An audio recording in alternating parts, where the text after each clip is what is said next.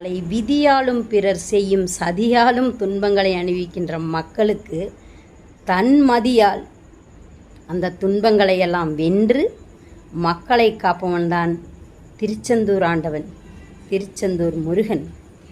அவரோட விஸ்வரூப காட்சியை போய் எங்கள் அண்ணன் விஜய் அவர்கள் பார்த்ததில் அவருக்கு விஸ்வரூப வெற்றி தான். சூரசம்ஹாரம் பண்ணுற இடம். இந்த தீய சக்திகளையெல்லாம் கத்தம் பண்ணி சூரசம்ஹாரம் பண்ணி அந்த முருகன் எங்கள் அண்ணனுக்கு எல்லா ஆசிகளையும் வழங்கி 4ஆம் தேதி வர்ற ரிசல்ட்டில் எப்படி இருக்க போகிறாருன்னு பாருங்கள்.